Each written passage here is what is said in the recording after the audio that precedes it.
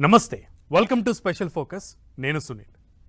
నైవేద్య ప్రియుడు, అలంకార ప్రియుడు, ఏడు కొండలవాడు, కలియుగ దైవం, ఆపద మొక్కులవాడు, ఇలా ఎలా పిలిచినా పలికే దేవుడు తిరుమల వెంకటేశ్వర స్వామి. అందుకే ఆయన దర్శనం మహాభాగ్యం, ఆయన రూపం మహిమాన్వితం.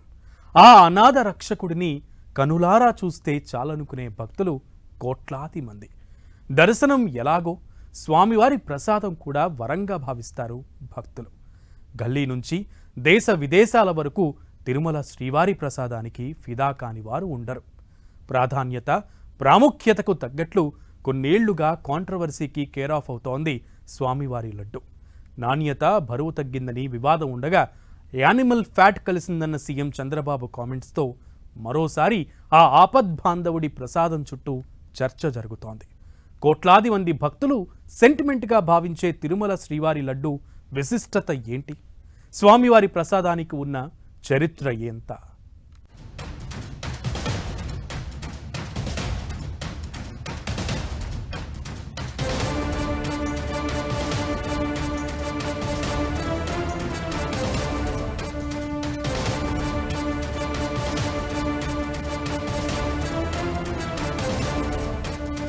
కలియుగ దైవం శ్రీవారి ప్రసాదానికి ఉన్న చరిత్ర ఏంటి? తిరుమల వెంకన్న లడ్డూ విశిష్టత, ప్రాముఖ్యత ఏంటి? శ్రీవారి సన్నిధిలో లడ్డూ ప్రసాదం ఎప్పుడు మొదలైంది? నిత్య కళ్యాణం, పచ్చతోరణం, ఇది శ్రీవారి క్షేత్రం ప్రత్యేకత.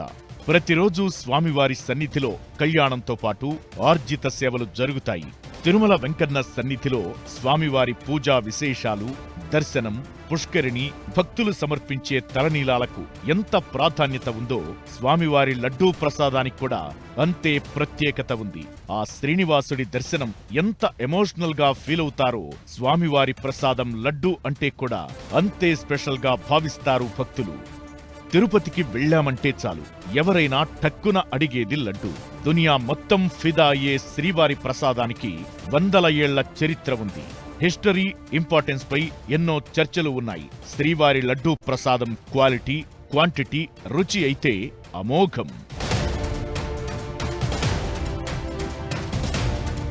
బరువు తగ్గిందని, రేటు పెంచారని, గతంలో ఉన్నంత రుచి లేదని ఎన్నో చర్చలు ఉన్నా ఇప్పటికీ శ్రీవారి లడ్డూ ప్రసాదం అంటే భక్తులకు ఒక ఎమోషన్.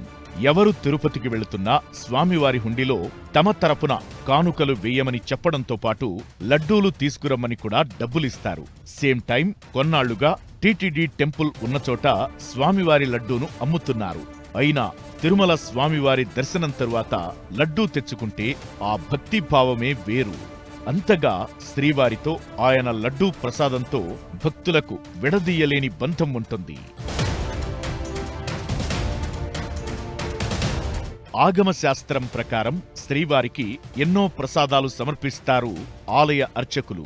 స్వామివారికి ఎన్ని ప్రసాదాలు నివేదించినా లడ్డూకి ఉన్న ప్రాధాన్యతే వేరు. స్వామివారికి ప్రియమైన నైవేద్యంగానూ, భక్తులకు అత్యంత ప్రీతికరమైన ప్రసాదంగానూ లడ్డూ చాలా స్పెషల్.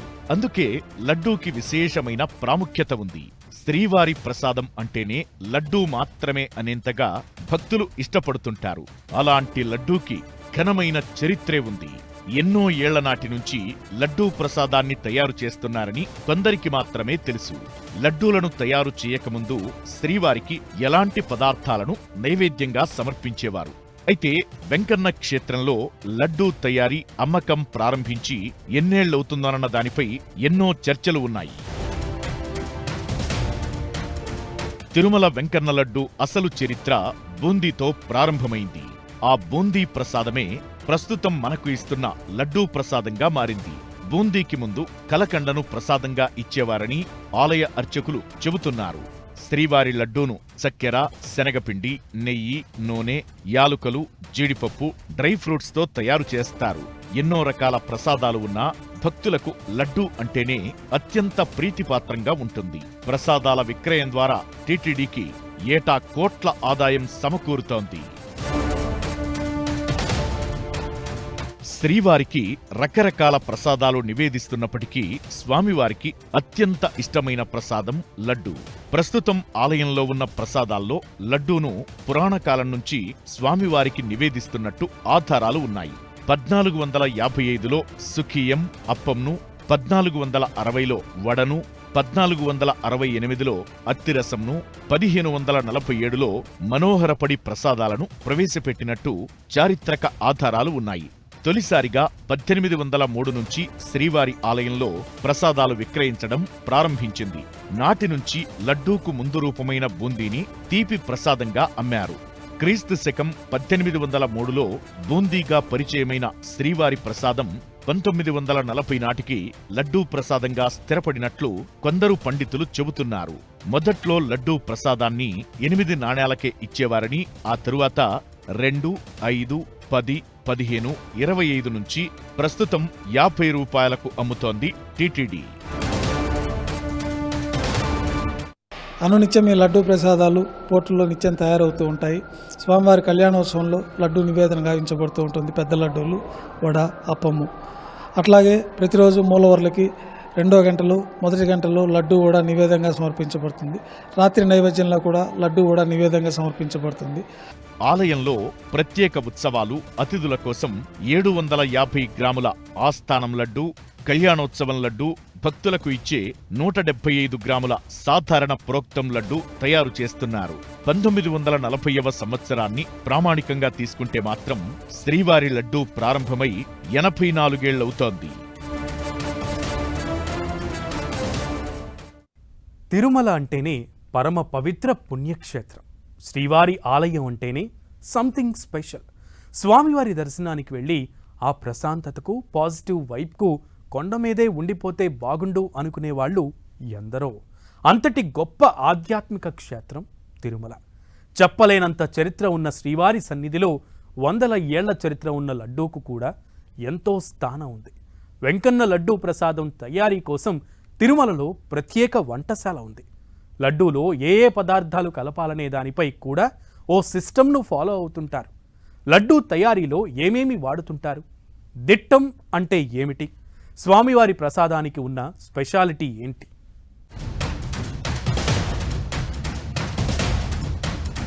శ్రీవారి లడ్డూకు 300 ఏళ్లకు పైగా చరిత్ర.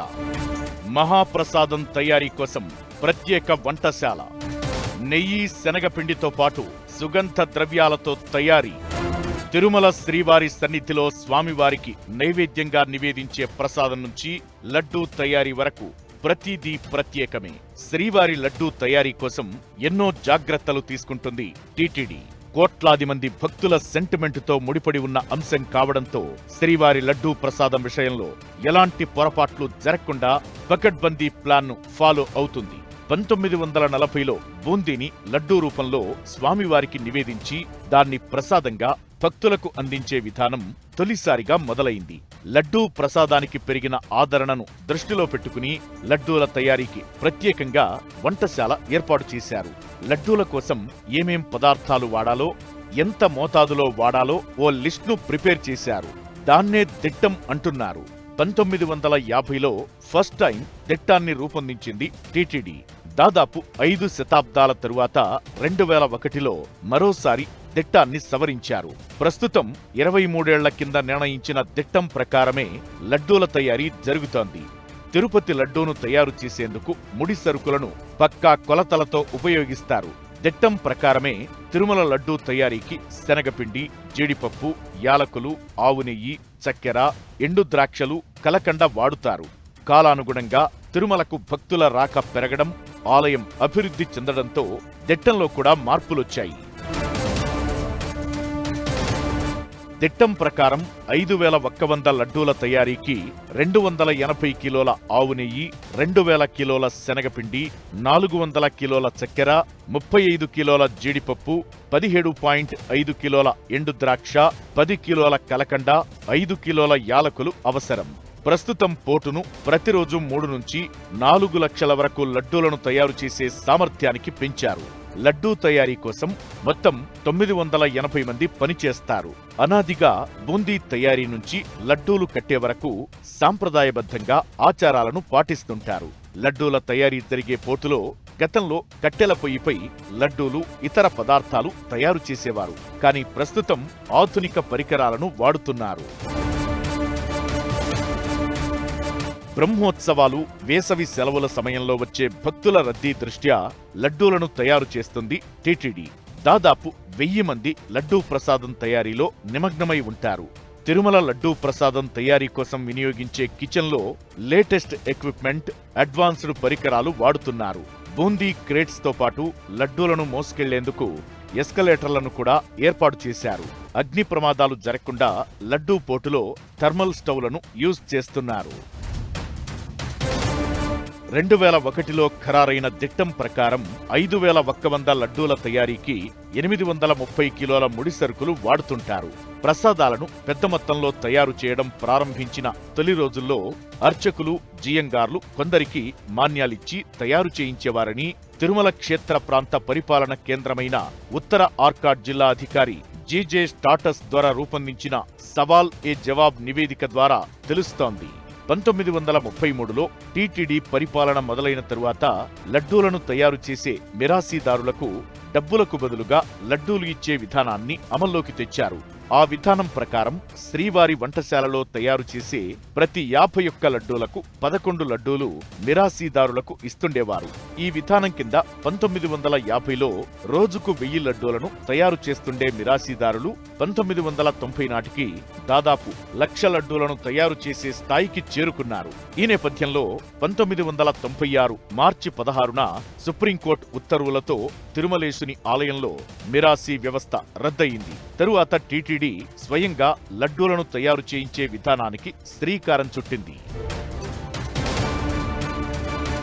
లడ్డూ ప్రసాదానికి ఉన్న ప్రత్యేక గుర్తింపు దృష్ట్యా భవిష్యత్తులో ఎవరూ కాపీ కొట్టకుండా టీటీడీ 2006లో కృషి ప్రారంభించింది. తిరుమలేశుని లడ్డూ ప్రసాదానికి పేటెంట్ హక్కుల కోసం చెన్నైలోని జియోగ్రాఫికల్ ఇండికేటర్ రిజిస్ట్రీ విభాగానికి చెందిన నిపుణుల బృందం తిరుమలకు వచ్చి లడ్డూల తయారీ విధానాన్ని పరిశీలించింది. లడ్డూల రుచి, నిల్వ సామర్థ్యం వంటి అంశాలను పరిశీలించి ఆ విభాగం తిరుమలేశుని లడ్డూలను తమ జాబితాలో చేర్చింది. 2009 సెప్టెంబర్ 18న తిరుమలేశుని లడ్డూ ప్రసాదానికి మేధో సంపత్తి హక్కులు టీటీడీకి మాత్రమే ఉండేలా చేసినట్లు ప్రకటించింది. ఈ విధంగా మేధోపరమైన హక్కులను పొందిన ఏకైక దేవాలయ ప్రసాదంగా తిరుమలేశుని లడ్డూ ప్రపంచ దేశాల్లోనే అగ్రస్థానంలో నిలిచింది. కొద్ది రోజుల క్రితం వరకు తిరుమల శ్రీవారి లడ్డూ 25 రూపాయలకు అమ్మేవారు. వైసీపీ ప్రభుత్వం అధికారంలోకొచ్చాక లడ్డూ ధరను 25 రూపాయల నుంచి ఏకంగా 50 రూపాయలకు పెంచారు. స్వామివారిని దర్శనం చేసుకున్న భక్తులందరికీ 160 నుంచి 180 గ్రాముల చిన్న లడ్డూను ఉచితంగా ఇస్తారు. ఆపై ప్రతి లడ్డూను 50 రూపాయలకు అమ్ముతున్నారు. అయితే పెరిగిన సరుకుల రేటు ప్రకారం లడ్డూ తయారీకి 42 రూపాయల నుంచి 46 రూపాయలు ఖర్చవుతోందని టీటీడీ చెబుతోంది. వీటిపై ఎక్కువ మంది భక్తులకు రాయితీ ఇస్తే భారీ నష్టం వస్తోందని, అందుకే రేటు పెంచినట్లు అప్పట్లో టీటీడీ చెప్పుకొచ్చింది. లడ్డూ రేటు 25 రూపాయలు ఉన్నప్పుడు టీటీడీ మీద ప్రతి ఏటా 2412 కోట్ల భారం పడేదని లెక్కలు వేసింది తిరుమల తిరుపతి దేవస్థానం. ఆలయం అన్నాక ఓ చరిత్ర ఉంటుంది. పుణ్యక్షేత్రం అన్నాక ప్రసాదం తప్పనిసరి. దేశంలో ఒక్కో ఆలయంది ఒక్కో చరిత్ర. ఒక్కో టెంపుల్లో ఒక్కో రకమైన ప్రసాదం పెడతారు. ఆలయ ఆచార సాంప్రదాయాలను బట్టి ప్రసాదం తయారీ విధానం, టేస్ట్ కూడా మారుతూ ఉంటుంది. అయితే దేశంలో ప్రముఖ క్షేత్రాల్లో తిరుమల ప్రత్యేకతే వేరు. శ్రీవారి ప్రసాదం ఇంకా స్పెషల్. ఎవ్వరైనా తిరుమల లడ్డూ రుచి చూశారంటే చాలు వావ్ అనాల్సిందే. అంతలా దునియా మొత్తం శ్రీవారి లడ్డూ ప్రసాదానికి ఫిదా అయిపోతుంది. 1803 నుంచి ఎన్నో రూపాలు మారుతూ వచ్చిన శ్రీవారి ప్రసాదం ఇప్పుడు లడ్డూతో భక్తులను ఆకట్టుకుంటోంది.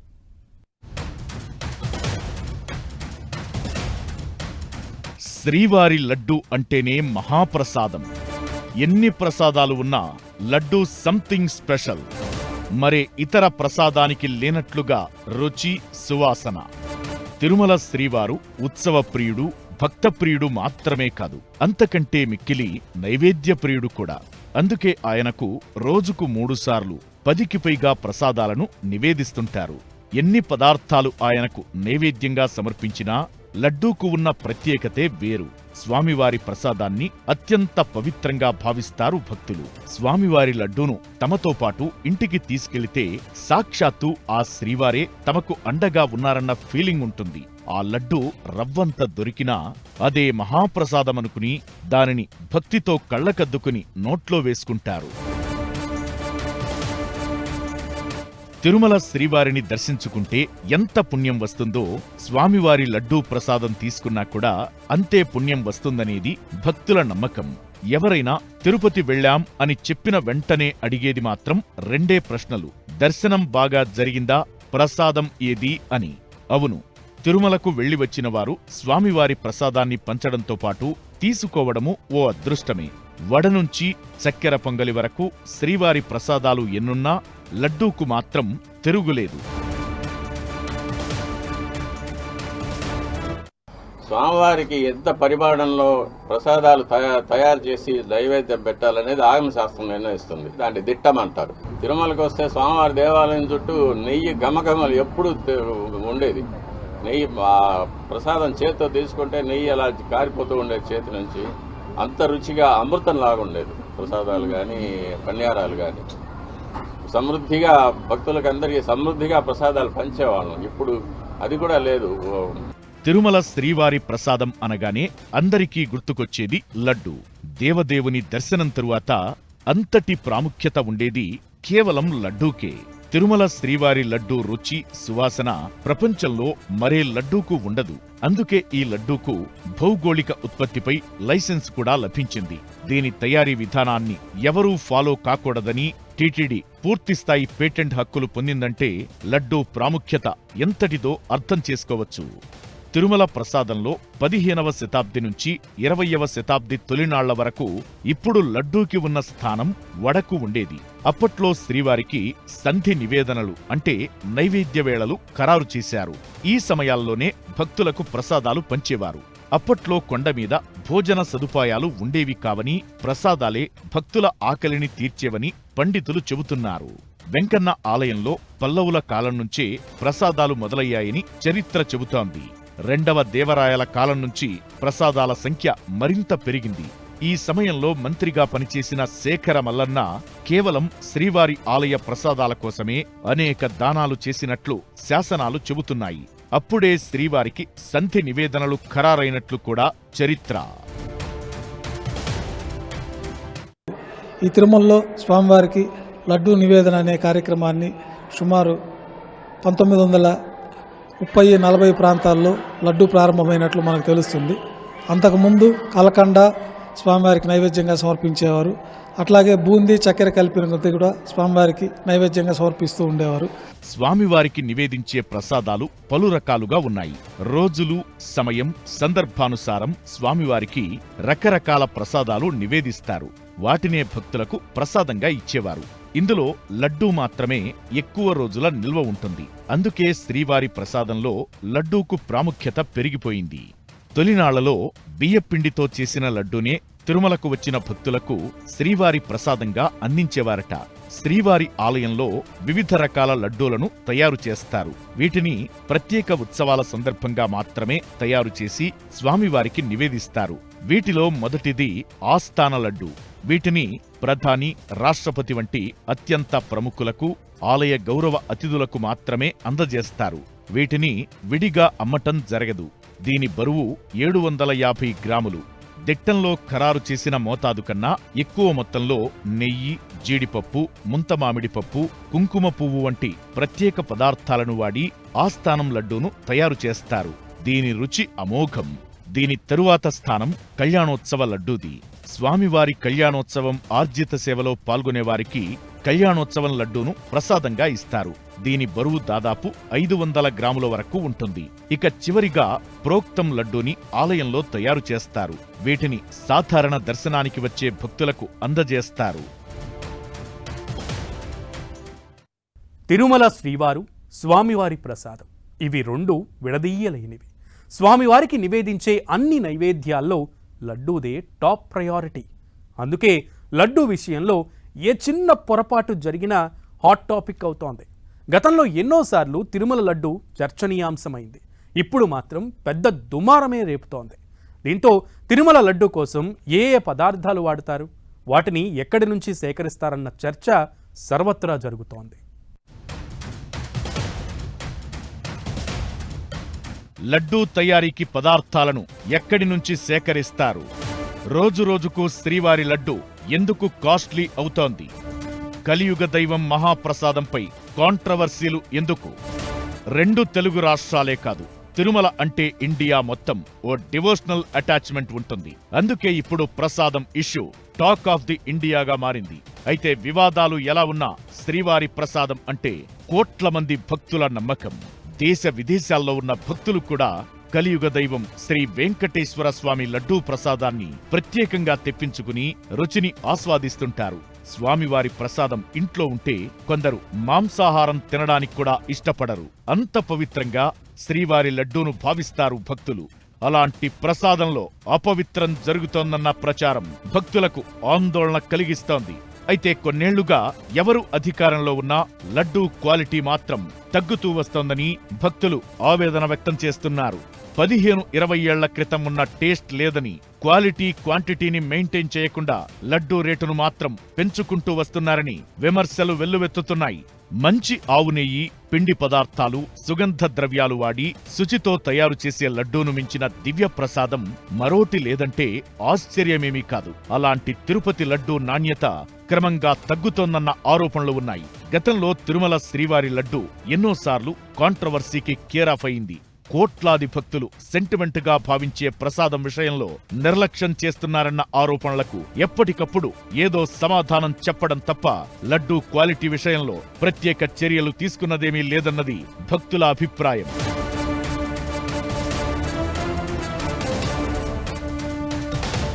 తిరుమల లడ్డూ తయారీ కోసం ప్రతిరోజు 300 నుంచి 500 లీటర్ల నెయ్యిని వాడుతారు. టీటీడీ మార్కెటింగ్ విభాగం ద్వారా నెయ్యిని కొంటుంది. ప్రతి 6 నెలలకోసారి టెండర్లు పిలిచి ఈ ప్రొక్యూర్మెంట్ ద్వారా నెయ్యిని సేకరిస్తారు. 2021 మార్చి వరకు టీటీడీకి కర్ణాటక మిల్క్ ఫెడరేషన్ కు చెందిన నందిని బ్రాండ్ నెయ్యి సప్లై అయ్యేది. 2021 మార్చిలో జరిగిన టెండర్లలో L3గా నిలిచింది.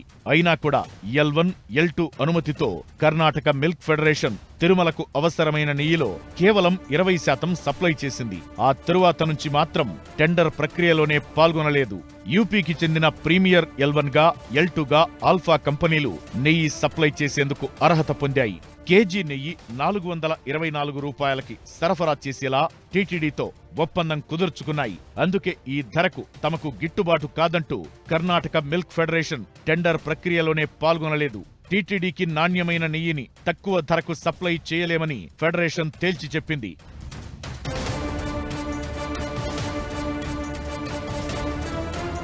దీంతో తక్కువ ధరకు నాసిరకం నెయ్యి కొనుగోలు చేస్తోందంటూ టీటీడీపై ఆరోపణలు వస్తున్నాయి. దానికి ఇప్పుడు జరుగుతోన్న వివాదం ఆజ్యం పోస్తోంది.